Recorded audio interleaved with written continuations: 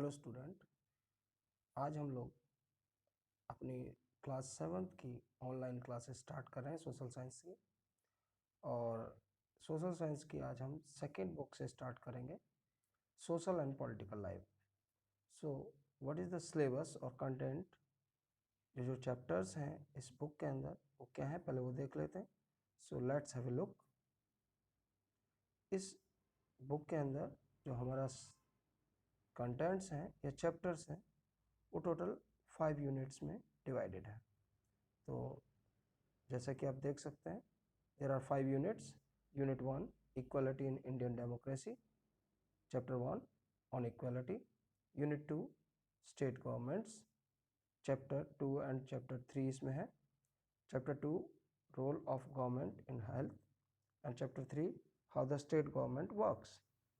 Unit 3 gender, इसमें chapter number 4 and 5. Chapter 4 is growing up as boys and girls. Chapter 5 women change the world. Unit 4 media, so chapter number 6 है understanding media. Unit 5 markets, इसमें दो chapter हैं, chapter number 7 and chapter number 8. Chapter 7 is markets around us. Chapter 8 is shirt in the market. Chapter number 9 unit 1 से है, continue है, equality in Indian democracy, and chapter है struggle for equality. तो चलिए start करते हैं unit 1 और unit 1 का first chapter. Okay, as you can see इस चैप्टर में बहुत सारे विजुअल्स हैं, तो विजुअल्स के बारे में हम बाद में पढ़ेंगे। Let's start our chapter number 1 on equality. India is a democracy. In the class 6 book, we looked at the key elements of a democratic government. These includes people's participation, the resolution of conflict, and the equality and justice. Equality is a key feature of democracy and influences all aspects of its functioning. In this chapter, you will read more about equality, what it is, why it is important in democracy, and whether or not everyone is equal in India. Let's begin by looking at Kanta's story. तो equality के बारे में हमने democracy में chapter की elements of democratic government class 6 की book में already पढ़ रखा है। चलिए एक बार रिकैप कर लेते हैं। What is democracy? डेमोक्रेसी या लोकतांत्रिक सरकार क्या है? भारत एक लोकतांत्रिक देश है। Democracy is a country where people elect their representative through elections. These representative makes government and they form policies or works for the welfare of the people. तो डेमोक्रेटिक गवर्नमेंट में जनता चुनाव के द्वारा अपने प्रतिनिधि चुनती है और ये प्रतिनिधि सरकार बनाकर जनता की भलाई के लिए कार्य करते हैं। जो डेमोक्रेटिक गवर्नमेंट होती हैं उनका जो मेन फीचर है, जो मुख्य पॉइंट है, दैट इज़ इक्वलिटी। अब ये इक्वलिटी क्या है, इसका इम्पोर्टेंट डेमोक्रेसी में क्या होता है, ये सब हम इस बुक में पढ़ेंगे। तो इसमें एक कहानी दी है, कांता स्टोरी, पहले वो पढ़ते हैं और इस कांता की स्टोरी को हम दो पार्ट्स में पढ़ेंगे समझने के लिए। Okay, let's start. As you can see there is a line, there is a queue. इस लाइन में बहुत सारे लोग खड़े हैं। Number 1 Manjeet Kaur, she is a teacher. Teja Singh trader, Chris Rao student, Kanta Devi domestic worker, and Sujata Kumari domestic worker. ये सब लोग वोट डालने के लिए लाइन में खड़े हैं। What they are talking, let's read. Isn't it good, Suja, that we can vote as equal citizens of our country? Even Jain Sahib is standing in the line with us. Yes. Go on, Kanta. It's your turn now. I will vote for the candidate who has promised to bring pipe water to our area. Again, you can see there are some more people in the line. कुछ और लोग भी line में खड़े हैं। Abdul Rahman artist, Shabnam Bano housewife, Gracy Leleng consultant, Isaac Leleng government officer, Ruxana Mirza, media person.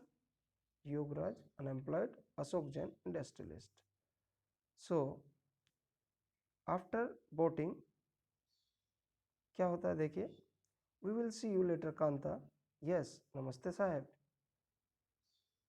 Now they are going back to her home after casting their vote in the election.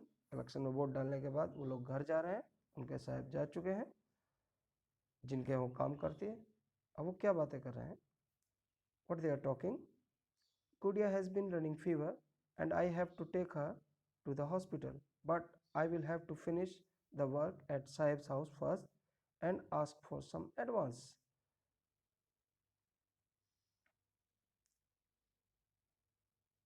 Here, have some of this, you will feel better, and when I get back in the evening, we will go to the hospital. Okay,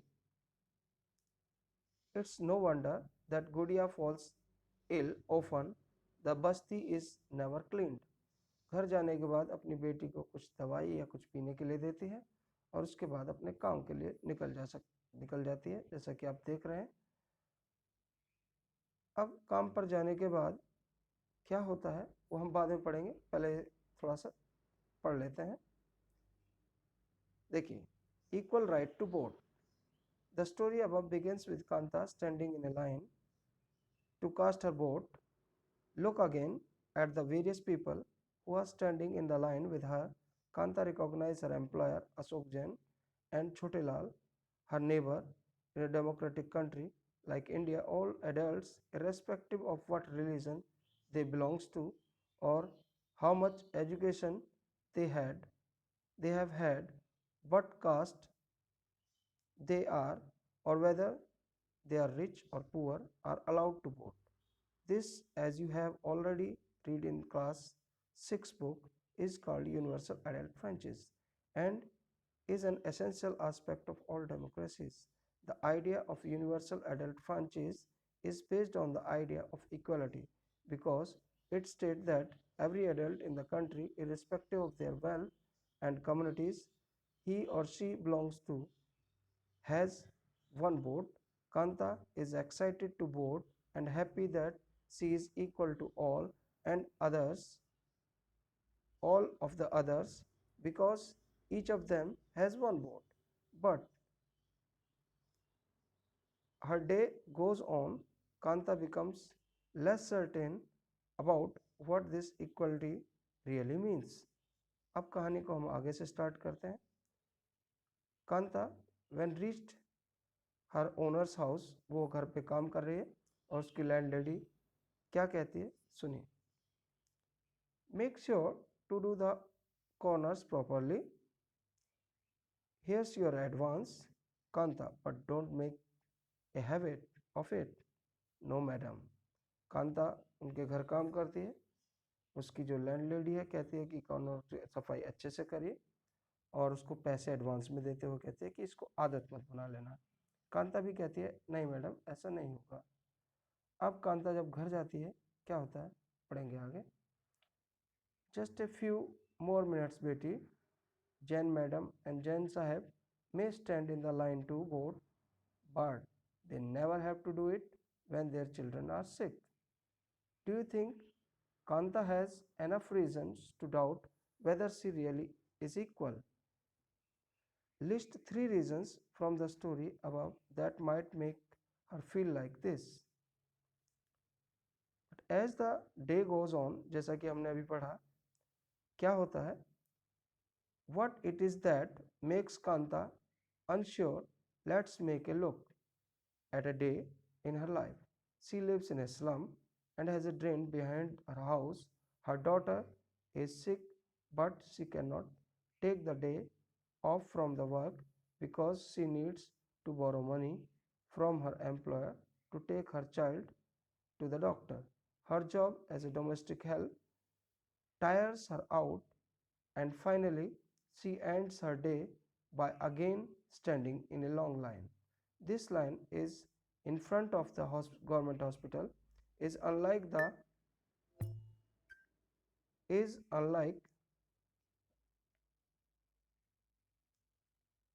This line in front of the government hospital is unlike the one in the morning because most of the people standing in it are poor. Do you think Kanta has enough reasons to doubt whether she really is equal? List 3 reasons from the story above that might make her feel like this.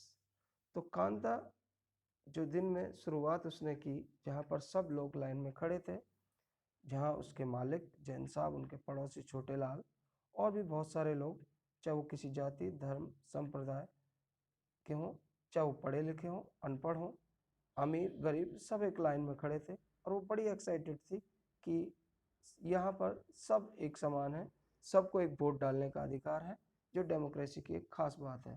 उसको feeling आ रही थी that all are equal.